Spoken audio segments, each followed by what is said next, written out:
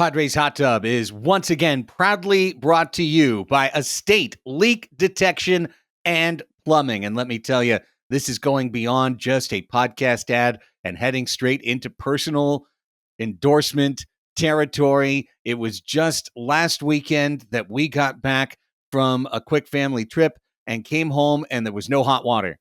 And what were we going to do? I had to run out to work a wave game. I came back. My wife's boiling water. You know, she's filling pots and pans. Like, we can do sponge bathing and all of this. Had to go to the gym for we called Wally. That's what we did. We called Wally 619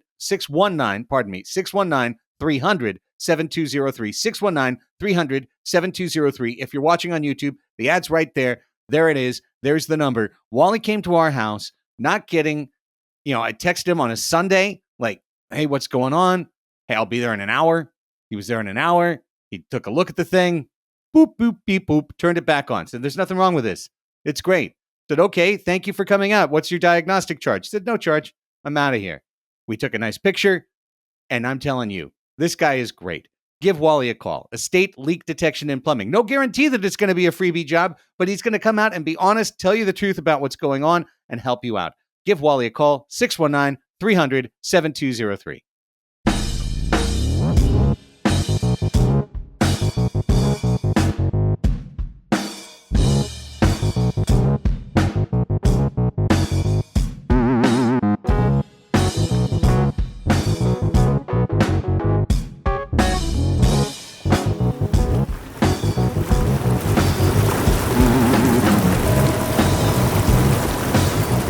Welcome to the Padres Hot Tub, everybody.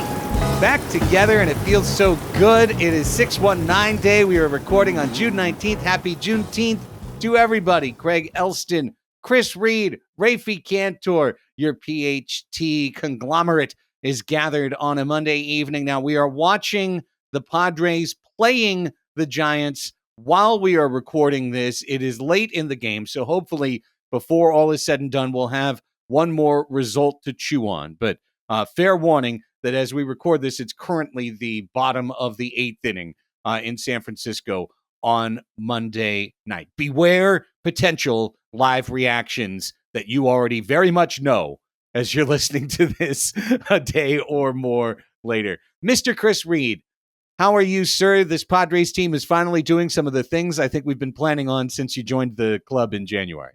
Absolutely, dude. I've been waiting to talk glowingly about this team since the season started. They've made it difficult at times, but it's been a joy watching the highs and the lows, and it's great to see them on an upward trajectory. Beating the best team in baseball is exactly where we thought the Padres should be this time of year, and it was great to see them manifest that. The Padres beat the Guardians 2 out of 3 since the last full-strength Padres Hot Tub. We hope you checked out our group therapy show from last Friday afternoon where we talked about the Guardians series in detail. We won't talk about the Guardians series during this podcast. This weekend, of course, the Tampa Bay Rays losing Friday, coming back to win a nail-biter Saturday, a nail-biter Sunday to take 2 out of 3. That's a 4-2 homestand. It's the first winning homestand for the Padres in 2023, which is wild, but factual. And going back to Coors Field, it's 3 straight series victories for the San Diego Padres as well. So we are 3/5 of the way to that great club, that Eric Hosmer 2018 Travis Jankowski, Corey Spangenberg led 5 straight series victories. Padres are on the way, boys. They are on the way. They haven't lost. Start working on the graphic. They haven't lost in 6 series, so does that count? You know, having some splits in there? It's a little nuanced, that graphic. 6 straight series, asterisk, that we didn't lose. Some we tied. Others we won. 6 series streak of non-defeats. Outstanding. We'll take our streaks where we can friggin' get them, guys. That's one thing we still haven't seen from this team. You know, it keeps getting compared to like the 19 Nationals and the 21 Braves. Well, those teams at least won games in a row. Each of them had, the Nats had an 8-game winning streak. Padres had a 9. Padres right now are at a 3-game streak. It's the highest on the season. So we gotta see that number. I don't know, double, triple. Well, I'll say this. If the Padres will literally take 2 of every 3 games for the rest of the season, they will win the World Series. So I'm good with it. Solid math there. Checks out. I'm gone to my calculators. Boop, boop, You won't get analysis like that anywhere else, guys. I'm fine with it. Just keep winning 2 out of 3 all the way through, lifting up Rob Manfred's piece of metal, and we will be great. But Raphie, I actually kind of want to start here. And again, it's analysis proof, but to me, the most exciting record for the Padres coming out of this weekend, they had a 6-game homestand and they sold out all 6 games for the first time in franchise history. And already the Padres have 28 sellouts. It's not the 4th of July. It's not my birthday yet. And the Padres have already broken their season sellout record by 2, and probably, 20, 30 more sellouts to come. Maybe it's a 60 sellout season, Raphie. When all is said and done, the smallest crowd they've had all year is 28,000. And, when we talk about roster construction and some of the inherent flaws of the stars and scrubs model of roster building, here's one of the inherent virtues. Everyone wants to come see the Padres play, and from a bringing in revenue standpoint, the Padres are doing the best that they possibly can do. It's a compelling product. And I would say the struggles in some way can sort of, from an objective standpoint, contribute to the compelling nature of it. Of course, as we're very in the tank for this team. We talk about them literally every day. But even from like a neutral standpoint, it's just like it's an interesting thing, and it just harkens back to the early days of this game where it would be barnstorming and you'd come and see spectacle, and that's what you were hoping to find. And in a way, this team is like the natural evolution of that, where where they're the only professional of the 4 major league sports teams in town. They've firmly occupied that market, and I think the book is yet to be written on the financial stuff that obviously we've talked about ad nauseum, and the concerns, and is it sustainable or is it not? But it's hard not to look at a packed Petco Park night in and night out and think that this is somehow not going to work, Craig. Yeah, and it also has to be compelling from a front office standpoint of what we're trying to do is showing obvious signs of success, and if the club can pull out this victory, they'll be back to 500, which is deeply modest for June 19th. Nonetheless, having superstars is marketable. Having superstars is sticky in terms of the interest maintaining. And the Tampa Bay Rays, God bless the gutty little Rays, and I hope they do fine in the AL East as they play in front of, 9, 11,000, 7,800. Oh, it's a big, sticker magnet giveaway night, 22,000 at Tropicana Field.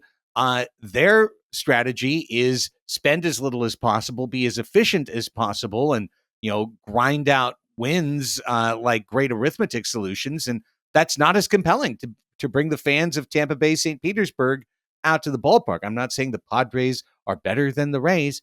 I'm saying the Padres draw better than the Rays. And it's a fact. And signing guys to big money contracts helps a lot.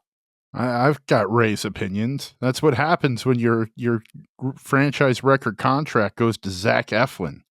That's how you get 9,000 people on a Friday night. Woo-wee, the Eflin up there on the marquee. The Rays have a long history of just shipping off their good players because they don't want to pay them, and a long history of being fantastic within the margins and just finding another one to replace them. And that's not a good human story. The Padres are giving us a good human story, guys, to cheer for every night. I love it. Here's the other thing that the Padres are giving their fans something to cheer about every night. He stands in right field. He wears number 23, and his name is Fernando Tatis Jr. And thousands of Padres fans have been created around the world by watching Fernando Tatis Jr. play and watching him excel and watching him be truly one of the most talented, exciting, and magnetic players in the history of Major League Baseball. And right now, halfway through the month, knocking wood. Did you hear that? All right, there it is. Yeah, that's wood knocking. He's tracking for Player of the Month. He's tracking for All-Star Game starting right fielder over Mookie Betts. And quite frankly, he's tracking for an MVP consideration campaign, approaching 3 WAR before the halfway point of this season. I know we've talked about it before, but what this man is doing defensively, how he is lighting up the ESPN highlights, the MLB Network highlights with his defense and base running and patience at the plate. Power is almost like the third or fourth thing on the list right now for Fernando Tatis Jr. He just simply couldn't be more exciting. And honestly, he's playing right field at a level. Bob Melvin compared him to Ichiro. I think it's really fair. Absolutely, dude. Like you said, power slugging might be number 4 on the list right now. That's forgivable. Dude took 2 years off. He's going to get there. What is, extraordinary, astounding, jaw-dropping. This guy is in a new position out in right field. And I don't know about MVP, Craig, because there's a lot of amazing players in the league who are doing things with their bat that are just incredible. Ronald Acuna. But I think Fernando Tatis Jr. is making a case for a platinum glove, not the gold glove. I think he is making the case to be the best defender in baseball. And this is at a position he is learning every single night. Raphie, I know all of the numbers are spectacular. He's almost caught Kim for defensive run saved on the year. And of course, that's missing the first 20 games of the season. He's up to, I believe, 7 or 8 outfield assists now. Adolis Garcia of Texas is the leader in that category. But, there's outfield assists when you're a medium arm and people run on you a lot and you get lucky a few times. And then there's Tatis. Tatis is doing, we talked about it on Group Therapy. I know I'm repeating myself just a little bit, but he's beyond assists now, Raphie. He is control and command. He is freezing runners. In this Giants game on Monday night, the guy hit a line drive down the right field line. There was an easy double, pulled up at first base. So I'm not even going to try it.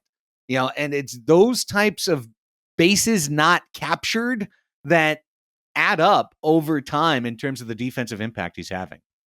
Yeah, and even just yesterday, watching him throw out old friend Manuel Margot at the plate, who was not a slow guy. Incredible. And also kudos where it's due to Austin Nola for a really good tag and play. And it looks like Fernando Tatis may have just gotten plunked. Is that on the hand?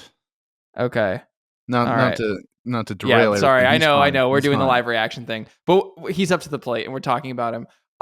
His arm strength he's averaging 95.6 miles per hour on his throws. He broke 100 miles per hour, and right now, he's basically leading the league in bursts. That kind of that second component of jump from the outfielder.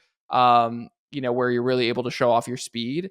I know that we've talked in the past about do you move him to center field and potentially upgrade with a bat? And I understand those arguments. Do I think that he could do it? Absolutely. But he's got such a good thing going, guys.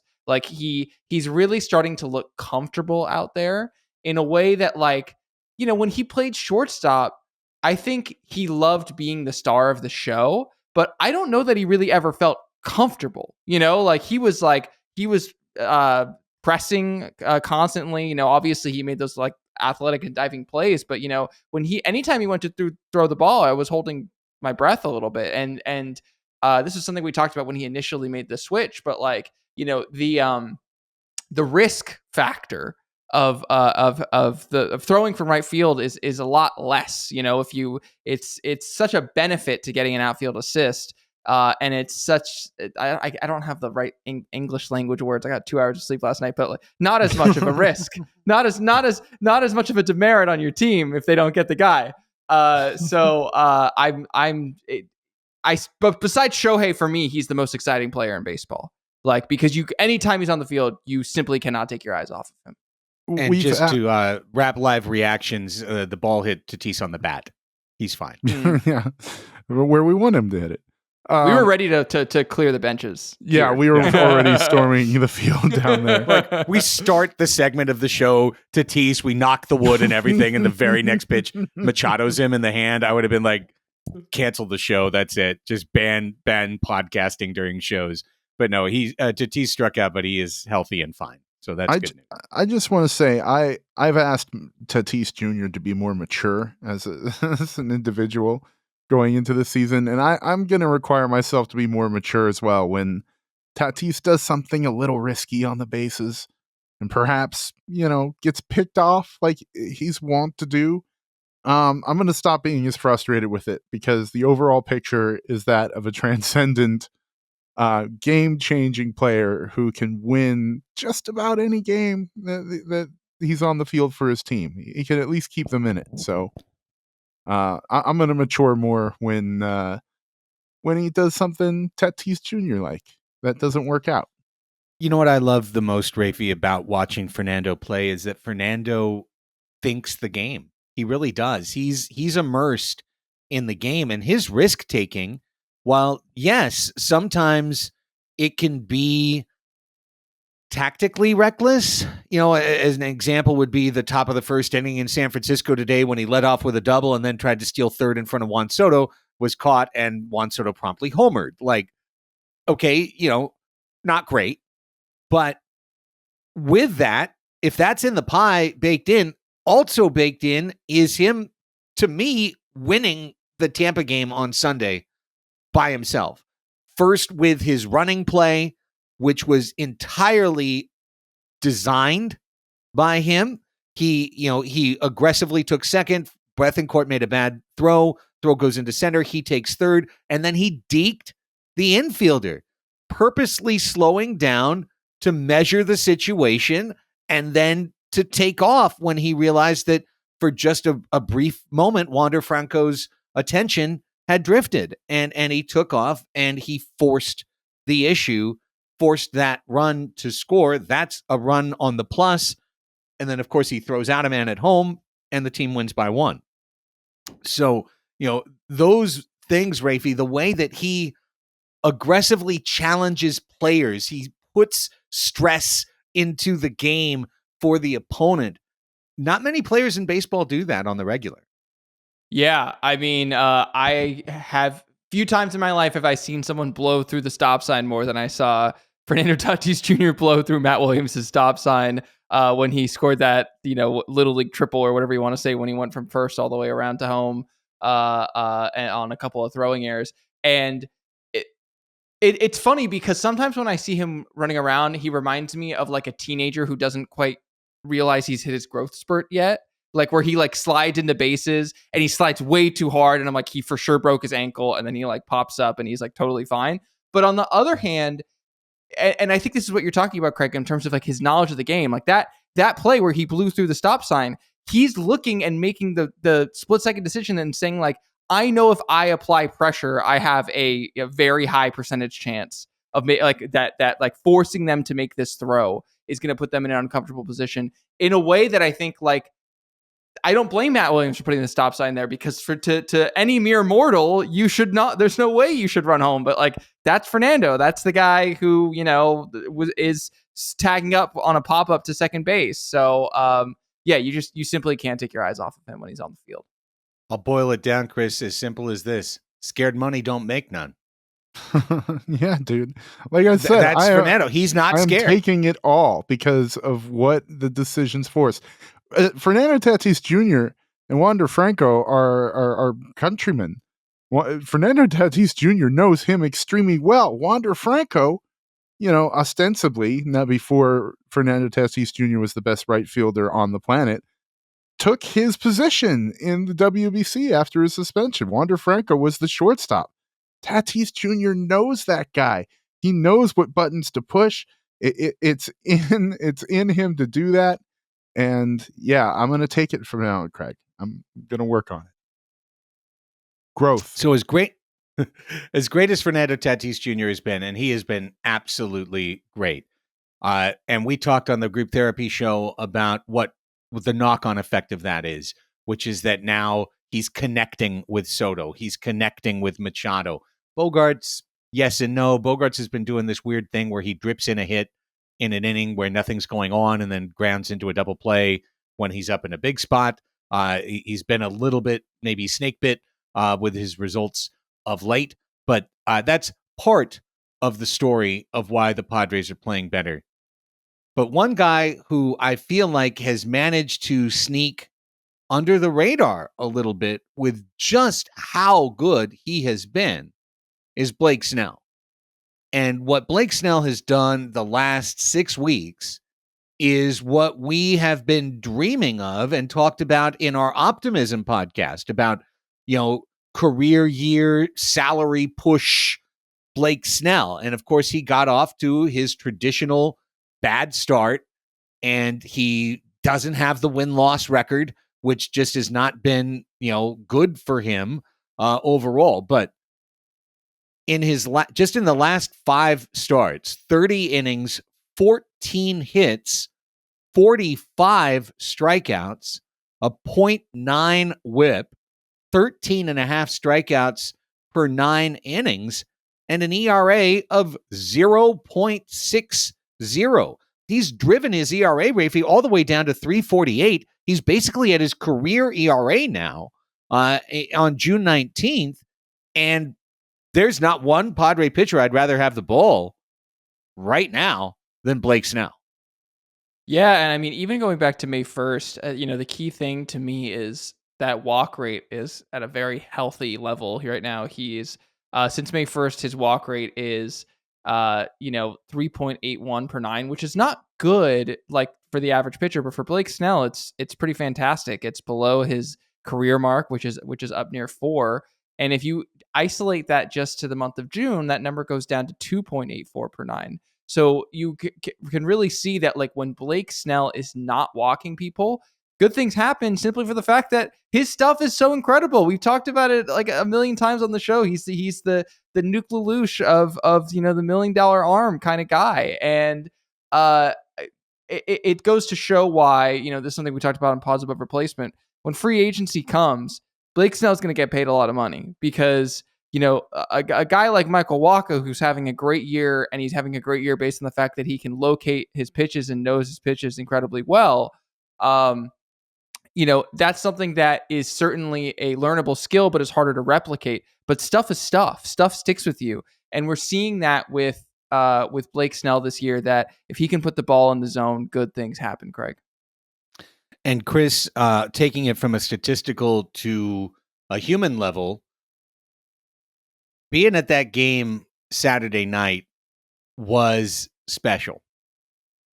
And if you followed Blake Snell's career, you had to know that his first chance to face the Tampa Bay Rays, you were going to get that version of Blake. And you did. I think on Saturday night, you saw the very closest to Game 6 World Series Blake Snell that you've ever seen on the mound for the Padres. And I remember being up in the stands yelling what Nolan Ryan used to say in the dugout. I said, just get him one, boys. Just get him one. One's all it's going to take tonight. And it was true. One was all it took. He struck out 12 over 6 innings, and I think gave up 2 hits. It certainly felt that way. And the Padres felt it too. That's why Bunt Palooza, was organized and done immediately to great effect. Buntaroo. Buntaroo is better. The dude must have a new gaming laptop or something that is just getting that dopamine going in his head, because he's vibing, as the kids say. And that strikeout rate is just off the chain. I want to say he's at like 12 and a half strikeouts per 9 on the year total. That's not just on the hike streak. That's just with the bad outings baked in. So the dude is missing bats. And now that he's also not walking guys, he's the current ace as we cycle through them on a 6-week basis. Well, it's great to have Snell really locked in. And, Darvish hasn't been completely locked in this year. Joe Musgrove has not been completely locked in at any point this year. We'll talk more about Joe a little bit later in the show. Snell and Waka have been, and they have been outstanding. The other thing we got to talk about, Raphie, before we take a break in the middle of the show here, is the stylistic ways in which the Padres have substantively changed over the course of this run of quality play. And when I look at two things, it really stands out to me. Clearly, the team has made a decision to be a more aggressive ball club on the base paths. They turned Fernando Tatis Jr. loose. Xander Bogaerts is approaching 10 steals. Kim is running wild. Soto has, I think, a half dozen steals or so on the year. Overall, in their last 23 games, the Padres have stolen 32 bases. I believe they stole 26 in the first 47 games of the year. So they are running. And the other thing is, we have legitimately seen an opposite field and small ball approach with runners on base. In addition to the San Francisco game today, with Juan Soto hitting a couple opposite field homers, Ha-Sung Kim in a 2-out, 2-on situation took the ball the other way. When two runners got on Tatis, and we don't want to see him do it, but he bunted, and that got the runs in on Saturday. And I'm just excited to see that this club has adopted some measure of getting away from what killed them in the month of May, of every single guy trying to hit a home run when there was a runner on base. Yeah, I mean, I pulled this up because I was like, I wonder, like where we ranked in terms of stolen bases this year. We are up to 6th in the league in stolen bases with 60 going into this game today, which, we were in the bottom, not even the bottom third. We were in the bottom, 5 teams for a good chunk of the beginning of the season. And, I think that that's one of those things that once Fernando has gotten comfortable, I think that that's something that's rubbed off on the rest of the team as well. I'll be curious, this is one of those unanswerable questions, or maybe we get something in the off season. But, one of the things we talked about on positive replacement is like basically saying, X amount of guys in the lineup have a green light against a certain pitcher.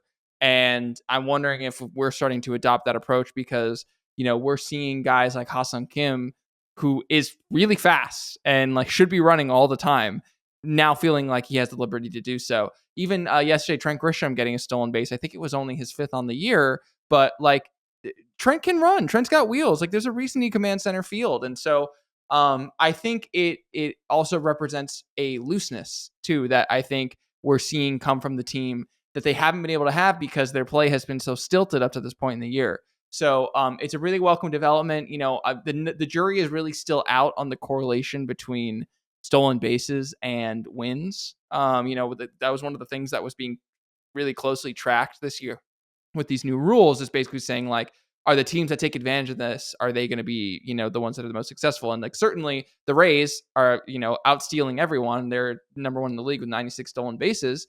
But third in the league is the Oakland Athletics, who, a lot of that is up to Estuary Ruiz. He's got about half of the team's stolen bases. But, and then you got like the Pirates thrown in there and the Guardians even. So, it's hit or miss, but it's something that we'll certainly be tracking as the team and the season progresses, but I'm really love watching them run. Hey, everyone knows in modern baseball that if you can either homer or steal, you want a homer. Yeah. Homers are more valuable and powerful, and every algorithm and every tool weights a homer, of course, more than a steal. So if you want to be a power team or the Guardians, obviously you want to be a power team. But the Rays and I think the Padres and the Braves are examples of teams that do both. And if you have the ability to beat you with the long ball, but also to terrorize you on the base paths, cause stress to the pitcher, take the extra base, that to me is the winning formula. And that's what the Padres have been able to do of late, is to pressure the pitcher, not just with a power bat, but also to get them distracted. And I do think it took a little while for people to start to figure it out. But like now, when Tatis gets 2 throwovers, he's usually taking off every time when it gets to danger throw territory. They could still market it better with dramatic music and red lighting in the ballpark. I still think they should. But just taking advantage of those things tactically, maybe it took a little while for them to figure out where the right spots were. Maybe. I know that there's the whole stolen bases don't equal wins, but I do think that it has played a hand in the Padres' recent winning ways. And it's because, like you said, Raphie, it's a looseness. And that's what the team needed. And that's what they lacked when they were at their worst points this season. They were playing stiff, they were playing concerned, and they were playing guarded. So let's take the pickoffs with the game-winning runs against the Rays. Let's take Hassan Kum being aggressive when he gets on. I'm all about it. All right, guys. It wasn't a weekend still without at least a little bit of controversy. In fact, one of Bob Melvin's key decisions on Thursday and Friday had people talking on the radio all day. I'm still not mad about that one, but there was one on Sunday almost no one's talking about that I'm still ticked about. We're going to talk about all of that and more right after this. We are thrilled to have a second paid sponsor on Padres Hot Tub this week. Padres Hot Tub is brought to you by Slightly Stupid, coming to Petco Park with Sublime with Rome for the first time ever on July 16th. Atmosphere and the Movement will be the opening acts. These are the hometown boys playing in front of a hometown crowd. The vibes will be immaculate. Tickets are on sale now. Slightly Stupid, Sublime with Rome, Atmosphere, and the Movement on July 16th. Tickets on sale at Ticketmaster.com. Hey, we had the last 2 weeks on our YouTube show a little bit of a giveaway going on, a promotion. We asked people to subscribe to the Padres Hot Tub YouTube channel, and hundreds have subscribed to the Padres Hot Tub YouTube channel. We asked you to leave comments on each of our last 2 shows. Dozens of people left comments. Raphie created the pinwheel thing and the big Wheel of Destiny, and he spun the Wheel of Destiny, and we have a winner. We have a champion, and that is Jordan Edwards. In case there's 2 of you in the listening audience, Jordan Edwards 1127. In case there's 1,127 of you, it is number 1127. Clone 1127 of Jordan Said Edwards. It was a raffle. You have won 2 tickets to the Padres and the Washington Nationals coming up on Friday. We have DM'd you. So congratulations. And thanks to everybody who participated. And if you haven't subscribed to our YouTube channel, please do so. Padres Hot Tub on YouTube. Each one of our shows, Pods Above Replacement, Padres Hot Tub. They are video shows as well as audio podcasts. So give us a look over there. And we thank you for your patronage. All right. The glasses have unfogged. Let's wrap up the show. We will be definitely guilty of potential live reactions as the Padres have given up a 4-0 lead in San Francisco and have gone to the Manfred Man in the 10th inning in a 4-4 tie. So we're going to try and finish the show without overly freaking out. Always I'm on Ben and Woods on Fridays, right, guys? Friday mornings, come on with Ben and Woods. And they were talking a lot, and they were taking a lot of phone calls on Friday about the decision to start Ryan Weathers against the Cleveland Guardians and push Yu Darvish back to Friday against the Rays. And I think it's results-oriented discussion for the most part. Well, Raphie, there was definitely, and we talked about it a little bit on Friday, there was a statistical argument to be made on either side, right? One was to try and make a better opportunity for the Padres to win on Thursday, but basically almost guarantee a loss on Friday, or it was to try and have maybe two slightly weighted coin flips in favor of the Padres. And when you go 0-2, the two slightly weighted coin flips seem like a terrible idea, as opposed to taking one win and throwing one away. But I'm still not mad at the thought process behind pushing Darvish back, giving him an extra day of rest, and giving yourself a shot against Shane McClanahan on Friday night, hoping your offense wins on Thursday. It didn't quite work out. I'm still not mad at it, though. No, I mean, like we were playing down a man in our rotation with Seth Lugo being on the injured list for quite some time now. Slated to come back to tomorrow or today, depending on when you're listening to the show. And we're gonna talk about that, by the way, because he's got a new sweeper, and I'm really excited to see that. But you're gonna have to play Ryan Weathers somewhere. And I'm totally fine with the idea of let's give ourselves a chance to win in both games instead of, because by the way, like if they play Darvish on Thursday, you have to win that game now. You have to win that game because you're essentially setting yourself up for a really uphill battle on Friday. And they essentially said, okay, let's give ourselves a shot in both games. And on Thursday night, they had a really good shot at winning and they scored 6 runs. And anytime you win 6 runs, you score 6 runs, like you are in the conversation to win the baseball game. So I don't hate it. And I suspect that there's something else that you're a little bit more upset about, Craig. Well, yes. So look, there's a lot of situations over the course of 162 games where a manager gets boxed in to a decision that he doesn't love. All right. Monday night is a perfect example of that. The Padres came to San Francisco knowing their bullpen was overtaxed, knowing that they were going to try and close a game if they had a lead without their 3 best relievers. And, unsurprisingly, that's been a struggle for San Diego. But there's nothing Bob Melvin could do about that. You can't be, the Texas Tech baseball coach out there and just run your arms into the ground and kill everybody. No slander on Texas Tech if their baseball coach doesn't do that. Just talking about a random college baseball coach. So those type of things. So having to start Ryan Weathers, right? And it's a devil's bargain. Where are you going to put this almost guaranteed bad start? These are the types of tough decisions that managers get paid a lot of money to have to make. Bad decisions, Sophie's choices, right? But then there are the P's and Q's, the dotting the I's and crossing the T's. And when an unforced error is made, when a decision that you're not boxed into is made or not made, those are the ones I'm going to get more upset about. And on Sunday, with the Padres holding a 5-2 lead in the 8th inning, Rougned Odor, who had already bat, was just left in the game. And Ha-Sung Kim was left on the bench. And what proceeded to happen in the 8th inning was 3 different ground balls that got past Rougned Odor. That I guarantee you, at least one of those, if not 2 or all 3, Ha-Sung Kim would have handled, because Ha-Sung Kim is about the best defensive player on the infield in Major League Baseball right now. And Rougned Odor, for all the things, and he has contributed plenty to the team, including today offensively as a designated hitter, he's done a great job hitting the ball for the team way over our expectations. He's not a good defender. He's never been a really good defender.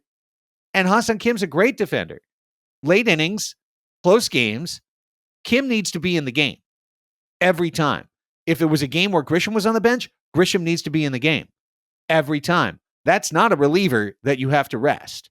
Like, his glove needs to be in there. And when it's a game or two, we got away with that one, thanks to a Fernando Tatis throw. But if that throw was up the line and the Rays come back to win that game, I'd be all over Bob Melvin for losing that game, not because of his bullpen usage, but because he didn't bring in his D-sub. But that's the thing. Bob Melvin had left that game in the 7th inning. So I forgive them a little bit, having lost their manager the inning before, Ryan Christensen in, trying to do a lot of things all at once, trying to figure out, contingencies for if the game goes to extra innings and whatnot. So I forgive him a little bit, but you're right, Craig. I mean, the guy's the best defender in the game. We got to have him when it's close. And Bob has the ability to text Christensen from the dugout or from Not the allowed. clubhouse. Everybody knows he's got to put on a fake mustache and come out to the dugout. That's the Right. accepted way of influencing the game as an ejected manager. Rattle a trash can, 2 bangs is takeout Odor, like however it needs to be done.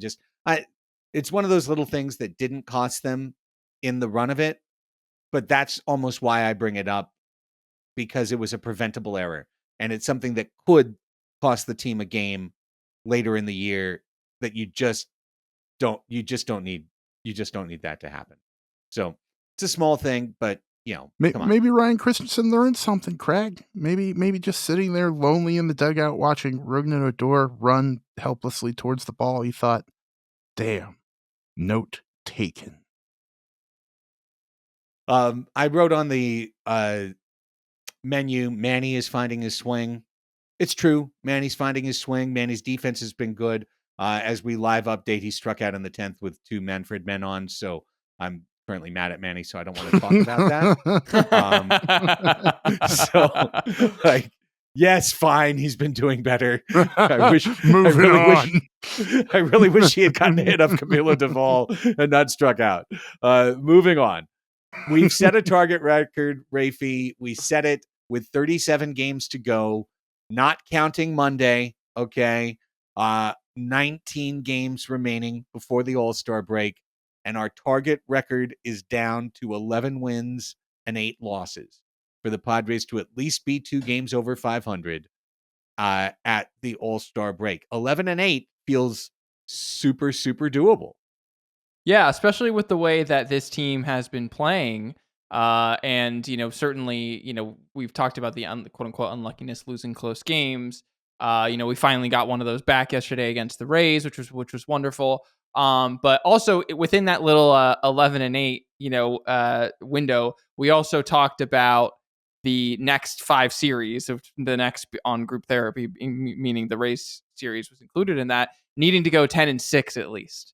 And, we had baked in a series loss to the Rays in that calculation. So we essentially bought ourselves a win at some point, or bought ourselves a loss, whatever you want to say, in that calculation of kind of how we're thinking about doing this. Now, one of the things that we said in that was that we need to take 3 of 4 in San Francisco. And everyone that's listening to this is in the future and knows how this game ends. So right now, we are sitting on razor's edge of whether or not that is going to be something that's a little bit more achievable or not. So I think this is eminently doable. I think this team can do it. I think that the biggest thing is when we inevitably lose games in this stretch, how quickly do we bounce back?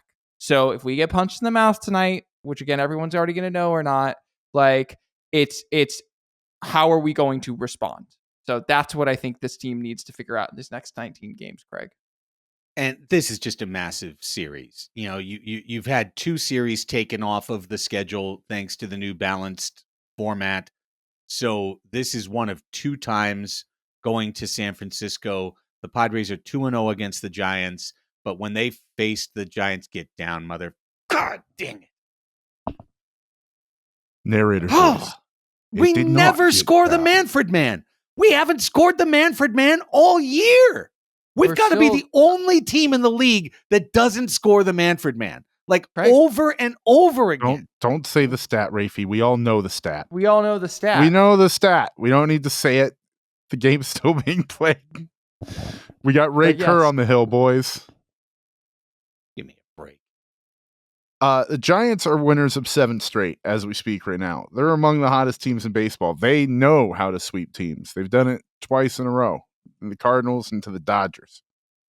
So, maybe we counted that extra win against, we counted that extra loss against the Rays that didn't manifest. Fernando Tatis Jr. saved us from it, and we can continue our streak of series non-losses and continue our march towards 12-7. I'm fine with taking 2 out of 4 in San Francisco. I'm completely fine with that. I believe I said taking 1 out of 4 is like the absolute minimum. You can't get swept in this series and be like 8.5 games behind the Giants in the standings and expect to realistically catch them. And the Giants right now are playing like that stupid team from 2 years ago that's just winning every game in some random ass fashion. This is a perfect example of 2021 Giants luck. Fact. This game, a game that they've been outplayed the whole game, and then it just so happens that their opponent comes in minus A, B, and C out of the bullpen and tries to, get through the 9th inning on F, which is Luis Garcia, and it doesn't work out. If the Padres lose this game, they will have, won 6 of 9, and all 3 losses will be complete fucking bummers. Just not like angry, I'm so mad at I'm so mad at the manager, I'm so mad at this, that, or the other thing, but just absolute fucking bummers. A Coors Field game that you lose because it rains at the wrong time, and Luis Garcia. A Guardians game that you lose because Ryan Weathers sucks, and you get 6 runs and Bogarts double plays at the exact wrong time. And then this game up 4-0. I mean, but Craig, Luis this is what I'm Garcia's talking terrible. about. This is what I'm talking about, though. It's how they respond, so with the Rockies game, what did they do? They went and took the next 2 from the Guardians and then almost won the next one. That's great. And then after the Guardians game, obviously they had to play McClanahan and that, whatever, but then they take 2 from the Rays. So, if they drop the series tonight, then, or drop the series opener tonight, then it's like, how are they going to respond tomorrow? We're going to find out, but that's what's going to make these next 19 games. Yeah, I couldn't agree more, dude. We have asked the question over the course, and I'm going to try and distract you guys from the game that we're watching because we're trying to podcast into the future. I'm not doing a good job of it myself. Okay. We've talked before and asked this question at multiple points in the year. Like, what's our biggest worry right now, right? Like, what's our biggest worry? And right now, it doesn't feel like there's a lot of worries for the Padres. I mean, there's the whole existential, are we going to make the playoffs or whatever? But the team's kind of doing pretty well. I got one worry. Where's number 44?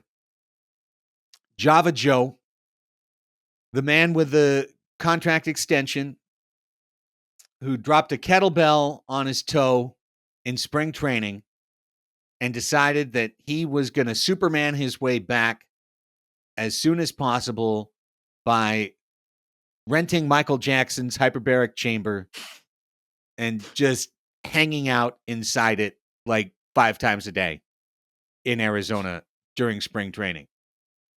And all that stuff happened. And then he came back and he wasn't good. And then he burned his feet in Mexico City and he wasn't good. And then he started to get good. And then there was this weird little piece of reporting during the Rockies series. And it just came out the Sunday of the Rockies series, I think in AC's newsletter, which was, oh, by the way, Joe Musgrove didn't go to Colorado. He didn't have to. He wasn't going to pitch 3-game series, but of course he'd normally go. But he didn't go. And the reason he didn't go was because the bursa sac in his elbow is inflamed, and they didn't want to further irritate it with plane travel and altitude. Oh, God. Okay, we got to talk about this now, though. Yeah, we got to talk about this because I'm reaction to the San Francisco Giants walking off the Padres on the back of Mike Yastrzemski's 3-run homer into the fucking Pacific Ocean. Why didn't we walk him? Am I crazy? Why didn't we walk Yastrzemski to load the bases instead of a double? double play ball. It doesn't matter. I mean, you still have to get the next guy out. Yeah. What's happening? Is there something I'm not like? If you're watching this, like, please talk to me in the comments and like tell me if I'm crazy, Dude. because I think you just need outs, and you got the matchup. Like, I mean, like, yeah, he threw one right down the dick, like, to a good hitter, and that's like fine, you know what I mean? But I'm just talking about this from a strategic standpoint. And again, like, we're gonna say the stat now. We're 0-6 in extra inning games. Okay, we haven't won an extra inning game. That's fucking crazy. It is. That's insane. It's a noteworthy stat, indeed. It's an incredibly This is the most painful stat. loss of the year. This is easily. This is the most painful loss of the year for the Padres. 4-0 ahead. Walker on the mound. He gives up a solo homer. Who cares? He gives up another solo homer. Who cares? We get through 24 outs. The game is entrusted to Luis Garcia, and there's nothing you can do about it, okay? There's nothing you can do about it. You signed this guy 2 years ago to be a late inning reliever, and he's not there. Like, his form is fucking awful right now. It's awful. But the team had to have a game plan coming into the game. And that game plan put Luis Garcia into the ninth. And it was the wrong game plan. All right. It's always the wrong game plan. It's always the wrong game plan when Luis Garcia pitches the ninth or with a lead in the 10th. That's who he is. Every time we talk about the Padres bullpen lacking depth, it's because Luis Garcia choked in a game. And it feels like we've been here before, but it's because it's Luis Garcia. Yeah. Stuff-wise, Luis Garcia, Raphie, is so much better than Drew Carlton. He is so much better than Ray Kerr, the two AAA kids who just combined to give up the last 4 runs in this game. I mean, it's obvious why he's gotten paid. He throws 99 to 101. He's got a curveball that he can throw in the upper 80s. Like, I understand, but it's not there. And you guys know it. And we talked about it when we paused for the commercial break. Like, every time they took a close-up of Garcia on the mound, you just knew. You could see it in his eyes. You could see it in his eyes. That there was absolutely no chance. And Bob Melvin, to his credit, didn't just leave him in to blow the game. You know, he didn't go like, well, this is our closer and we're going to stick with him. He pulled him for Carlton, and then he pulled Carlton for Curry. Melvin did everything he could to win this game. If he had Hader or Wilson or Martinez, the Padres would have won this game. I feel very confident in saying that. If he had one of his top 3 relievers, the Padres would have won this game. They tried to get through without their top 3 relievers, and they lost in the most painful fucking way possible, blowing a game to the goddamn Giants, letting their ballpark explode in joy, letting their win streak get to 8. The Giants think that they're never going to lose again. Mm-hmm. Giants are going to lose tomorrow. This is exactly what I was talking about 15 minutes ago when I was in the glorious past where we might have still fucking won this game. But now not only are the Padres having to be in a position where if they want to take 3 out of 4, they not only need to win the next 3 games, but also they're battling the psychological element of you could have snapped their win streak tonight. Now their win streak has gotten 1 game bigger. Now, it's San Francisco talk radio. Oh, these Giants are great. They're going to wake up in the hotel room listening to this, and they're going to have more people in the ballpark. It's just like, it's small little things like this. And it's, again, how are you going to respond? You have to win the game on Tuesday. You have to win the game on Tuesday. You have Lugo back. I'm going to try and inject some positivity in this. This is very small. He has a sweeper, folks. Nievo's been working with him. It's very exciting. He's added 11 inches of horizontal break to his slider, allegedly. Okay? He's added 11 inches to his horizontal break. And he's going to be just trying to pitch that to get soft contact. And I'm really, really, really excited to see it. And if Lugo comes out and pitches well tomorrow, our rotation is incredibly shored up. We have Snell coming into form. We have maybe Musgrove is a time bomb, or maybe he's okay, but he's been pitching okay. Darvish is Darvish. He's dependable. He's long lasting. He's great. Waka, again, had a great game tonight. He was great. He was tremendous. I keep waiting for that regression that I've been talking about to come, and it hasn't come. And I'm like, fuck, maybe this is just this dude. Who knows? He's going to have to continue locating his pitches as well as he has, and he might be able to do that the rest of the year. And right now, it doesn't look like he's going to stop anytime soon. And so if Lugo comes in and completes and is our fifth starter and is a 5 and dive kind of guy, but is still giving us solid innings, we're in good shape from a rotation standpoint. So I don't want for Lugo to treat it as anything more than just having a good inning, stacking up innings, stacking up plate appearances against each other. But tomorrow is an incredibly important game for the Padres now. Sucks to see a 2 home run game by Juan Soto get wasted. A guy who has had off games lately, but really seems to have turned a corner in the season. Yeah. The game sucks. It sucks. They blew a 4-0 lead. They blew a 4-2 lead in the 9th. They had 2 men on in the 10th. They can't score the man. They have there's a contract that they all signed somewhere, locked up in a fucking cabinet in Bob Melvin's office, swearing that no one will drive in the Manfred man. Yeah, our Manfred man was ridiculous. Fernando Tatis. Theirs was Jock Peterson, and it did not matter.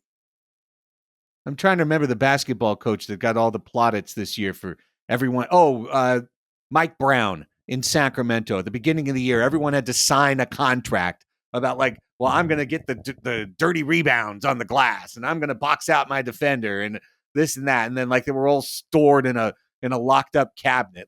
There's a locked up cabinet somewhere at Petco Park that says, we will never, ever score that goddamn free runner. We're only going to earn a run, or we're never going to score at all. And this protest, I think, is pointless. And I think it's counterproductive. And I think they should stop. Well, I think they should stop their boycott of the Manfred man. And they some things are more important than victories, Craig. This is a moral victory for the Padres as they continue their stance against the ever-changing landscape of baseball's rules. All right, let me go back to Musgrove for a second, because Mike Yastrzemski rudely interrupted with a 3-run porch, whatever ball, bay blast, whatever. Splash hit. Nuts. Joe Musgrove has had 2 starts on the last homestand. He went 6 innings in both. He struck out 6 batters in 12 innings. His first strikeout on Sunday came in the 5th. And I was listening to that game because if you listen to Banter, you already know, but I was golfing Sunday afternoon with my son. And I brought the wireless speaker and I was listening to the game, pushing my cart around. And Jesse Agler, radio play-by-play man, made a point multiple times. And then Tony Gwynn would be like, oh yeah, and just agree, saying, look, we all know that Joe's really fighting through it today. And he doesn't really have his stuff. And so it's so good to see the way that he's been able to battle. And yeah, he did battle. Raphie, starter, elbow, discomfort. These are 3 words that just never work together in baseball. And gutting through it usually leads to forearm tightness and a visit to Dr. Andrews. And I'm not forecasting that for Joe Musgrove. They said that the bursitis in his elbow is a reaction to the fucking hyperbaric chamber in March. What 3-month delayed reaction? I'm calling bullshit on that. His elbow's sore and they made up an excuse. Yeah. This goes back to what we were talking about with Manny and Xander when they each, Xander obviously dealing with the wrist, and then Manny ended up going on the IL, but there was is he going to do it or not? And Joe's in the same bucket as these guys, whereas he's in the first year of a 5-year, $100 million deal. and he's an investment for the team. And so when he's, a super gritty guy, don't get me wrong, he's tough. I like that he loves playing for his hometown team, but the best ability is availability. And if you are putting your availability at risk by trying to grit through stuff and throwing innings that are, while not bad, not up to your standard in the name of trying to stay onto the field, that's not necessarily going to be good in the long run for the team. So I'm not saying this because I want to like put this on Joe's shoulders in any way. I'm saying that this is a consistent thing with the team where you have the stars that say, I want to play, and there's no one there on the other side to tell them no. Like, you need to like chill and take it easy and rest because we want you healthy in September and October, et cetera, et cetera. I know we just talked about the fact that we don't want Ryan Weathers starting games, and that's what that would mean if they were to give him time. But what I really don't want, like you said, Craig, is Joe Musgrove sitting in the waiting room reading old expired Men's Health magazines in Dr. Andrews' office, waiting for consultation. So they need to start treating their stars, and Joe in particular in this instance, like an investment, Craig. I'm just saying, Chris, I'm worried. And that can be the type of needless worry that 3 weeks from now is quickly forgotten, or it can be the Cassandra situation of, oh, you're always trying to look for something that's wrong. But starter, elbow, discomfort. When is that happy? When does that have a happy ending? I hope that this one does. Joe Musgrove has pitched good this month. Not great. He's pitched well. But man, you can't just gut through it, because I'll tell you what, I'd much rather have 3 or 2 Ryan Weathers starts in June than 10 in August and September. Well, when you make your thesis statement that's the either or, Ryan Weathers 10 starts in September or not. I think 2 things. Number one, yeah, the Padres have shown a pattern like this. Xander Bogaerts got a hit in his first game back from the not IL, and everybody's like, oh, he's fixed. Is he? He still doesn't quite look full strength to me. He still kind of seems like a guy playing through things. And that's the Padres' MO. Let the players make the decisions. Now, that said, I'm fairly certain that there's lots of times in a Major League Baseball season where a starting pitcher's elbow is sore. It's not often that they stay behind on a road trip and get into their tubes or whatever healing regimen they're trying for this one. I will be worried when he misses a start. If he's missing his turn up, then the Joe Musgrove brand isn't performing as it should. Availability. That's his brand. That's why he got paid. He proved it's dependable. We can give him 5 years. So if that comes back this year, because he's already missed a bunch of time, then I'll be worried. But I'm not going to worry about it until we've gone through the rotation and I get to see Yu Darvish pitch. Okay, just a couple things to wrap up the show. We already talked about the Giants series at length because we just went through that agony live on the show. Hope you enjoyed our pain. You mentioned Seth Lugo back on Tuesday. Maybe he's picked up some depth to his sweeper. Some reporting that he had a productive time away with the calf strain. So hopefully that's great. The Padres made a pair of incredibly procedural, kick the can, authorized the raise of the debt ceiling roster moves. One of which was to put Nabil Crismatt back on the roster on the very last day that they could do so before they would have had to have DFA'd him.